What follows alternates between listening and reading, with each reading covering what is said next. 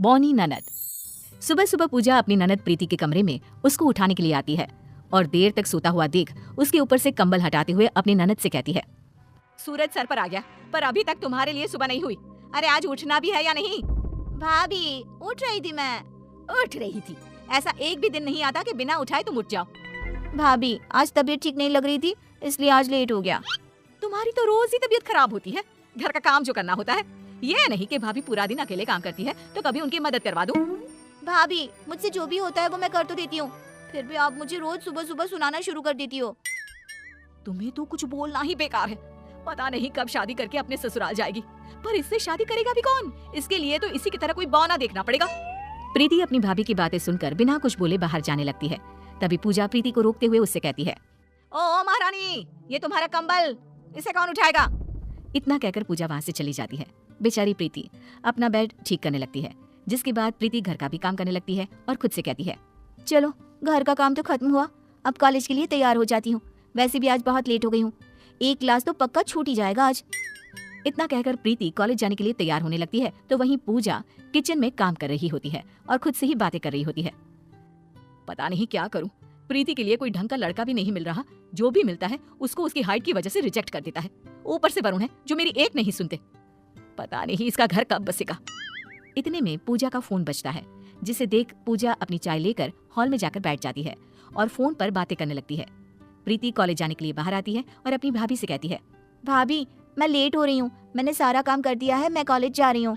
ठीक है, और सुनो टाइम से घर आ जाना, सारे कपड़े पड़े हुए हैं धोने के लिए। प्रीति बिना कुछ बोले वहाँ से चली जाती है और शाम को जब प्रीति घर आती है तो वो धुलने के लिए सारे गंदे कपड़े देखती है। प्रीति जाकर उन कपड़ों को धो देती है। कुछ देर बाद पूजा तैयार होकर बाहर निकलती है। तब प्रीति अपनी भाभी से पूछती है, भाभी आप इतनी रात को कहाँ जा रही हो? तुझसे मतलब? मैं कहीं भी जाऊँ, कुछ भी करूँ? अच्छा दरवाजा अंदर से बंद कर लेना। हो सका तो मैं रात को घर ना आ पाऊँ, क्योंकि आज मैं अपनी फ्रेंड के घर जा रही हूँ। पर भाभी उस बारे में आपने भैया से पूछा? आपको पता है ना, भैया को रात में किसी का भी दूसरों के घर रुकना पसंद नहीं है। उनको और मुझे आपकी चिंता रहती है। अगर तुम चुगली ना करो तो वरुण को मैं संभालूंगी, पर नहीं, जितना बड़ा तुम्हारा कद नहीं उससे ज्यादा तो तुम्हें उछलना होता है। मेरी कोई लाइफ नहीं है क्या? तुम कॉलेज के बहाने और तुम्हारे भैया ऑफिस ट्रिप के बहाने घूम लेते हो, और मैं तो इस घर में ही रहती हूँ। मेरा दम नहीं घुटता क्या? इसलिए अगर मैं एक दिन अपनी फ्रेंड के साथ बाहर जा रही हूँ तो इसमें बुराई क्या है? भाभी रात को आप बिना बताए जा रही हो, कल को आपको कुछ हो गया तो मैं भैया को क्या जवाब दूंगी? कोई जवाब देने की जरूरत नहीं है। रोटी बनी हुई है, खाना खाकर सो जाना। वरुण से मैं खुद बात कर लूंगी। इतना कहकर पूजा अपनी दोस्त के साथ घूमने के लिए निकल जाती है, पर बेचारी प्रीति रोती रहती है। पूजा अपनी दोस्त के साथ घूमकर घर आती है और अगले दिन प्रीति को जब टीवी देखता हुआ देखती है तो सारे कपड़े लेकर उसके पास जाकर कहती है, सारा दिन टीवी देखने से घर का काम खत्म नहीं होता, कभी मेरे बारे में भी सोच लिया करो। अरे थोड़ी मेरी भी मदद करवा दो काम में। भाभी सारा काम तो करती हूँ, बस मुझसे जो काम नहीं हो पाता वही मैं छोड़ती हूँ। अब आपको पता है कि मैं ऊंचाई के काम नहीं कर पाती, मेरा हाथ नहीं पहुँच पाता, फिर भी आप ऐसा बोल रही हो। तो घर में सीढ़ी किस लिए है, उसका इस्तेमाल करो। और उसके बिना भी तुम कपड़े इस्त्री कर सकती हो, कपड़े धो सकती हो, खुद खाना निकाल कर खा सकती हो। ये काम तो तुम कर ही सकती हो ना। पर नहीं जी, तुम्हें तो कुछ नहीं करना, भाभी जो है सारा काम करने के लिए। उन दोनों में बहस हो ही रही होती है। तभी प्रीति के फोन पर उसके भैया का फोन आता है और पूजा प्रीति से पूछती है, किसका फोन है? अब भैया का फोन है। वरुण को कल के बारे में कुछ मत बताना। फोन उठाते हुए प्रीति कहती है, हेलो हाँ भैया ठीक हूँ मैं, आप बताओ। भाभी कहाँ है तेरी? यहीं बैठी है, दे रही हूँ, लो भाभी फोन। हेलो, कब आओगे वरुण? आपको गए कितना टाइम हो गया, जल्दी आ जाओ ना बस। हाँ मैं आ ही रहा हूँ, 2-3 में आ जाऊंगा। अच्छा प्रीति ठीक है ना? तुम दोनों की अब लड़ाई तो नहीं होती ना पहले की तरह? नहीं जी सब ठीक है, बस आप आ जाइए। इतना कहकर वो फोन रख देती है। ऐसे ही कुछ दिन और बीत जाते हैं। एक दिन प्रीति अपनी भाभी से कहती है, भाभी मैं आज बहुत लेट हो रही हूँ, मैं कॉलेज से आकर काम में आपकी मदद करवा दूंगी। प्रीति ये सब बोल रही होती है, पर फिर भी पूजा उसकी किसी भी बात का जवाब नहीं देती और प्रीति अपनी भाभी के कमरे में जाती है, जहाँ वो पूजा को सोते हुए देखती है। ये देखकर पूजा को उठाने के लिए उसका हाथ पकड़कर हिलाती है तो वो देखती है कि पूजा का हाथ बहुत गर्म है।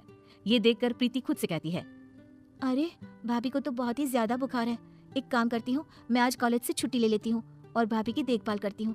अभी तो दवाई लाकर दे दूँ, दवाई खाने के बाद जैसे ही भाभी को आराम मिलेगा मैं इन्हें डॉक्टर के पास ले जाऊंगी। इतना कहकर प्रीति अपनी भाभी का ख्याल रखने लगती है। भाभी उठो, दवाई ले लो। तुम कॉलेज नहीं गई आज? नहीं, आज मैं घर पर रहकर सारा काम कर लूंगी, आज ना आप आराम करो बस। पर तुम काम कैसे करोगी? तुम्हारा हाथ नहीं पहुंच पाता और आज किचन की सफाई भी करनी थी। भाभी मैं सब कर लूंगी, आप बस आराम करो। प्रीति अपनी भाभी को दवाई खिलाती है और आराम करने को बोलती है। तब पूजा कहती है, प्रीति, मेरे सर में बहुत तेज दर्द हो रहा है। लाओ भाभी मैं दबा देती हूँ। इतना कहकर वो भाभी का सिर दबाने लगती है और उसकी ये सेवा देखकर पूजा उससे कहती है, प्रीति रुक। क्या हो गया भाभी? तुम मेरे बारे में कितना सोचती हो, फिर भी मैं तुमसे लड़ती रहती हूँ। तुम्हें तुम्हारी छोटी हाइट के लिए सुनाती रहती हूँ। मुझे माफ कर देना प्रीति। कोई बात नहीं भाभी, वैसे भी आपका हक है मुझे डांटने का, क्योंकि मुझे पता है आप नारियल की तरह ऊपर से कठोर और अंदर से नरम दिल के हो। आप मुझसे माफी मत मांगो। आप जितना मुझसे लड़ती हो उससे कहीं ज्यादा तो मेरे बारे में सोचती भी हो। इतने में वरुण भी आ जाता है और उन दोनों का प्यार देखकर खुश हो जाता है, जिसके बाद वो तीनों खुशी से रहने लगते हैं। कहते हैं ना, जहाँ 4 बर्तन होते हैं वहाँ सनसनाहट तो होती ही रहती है।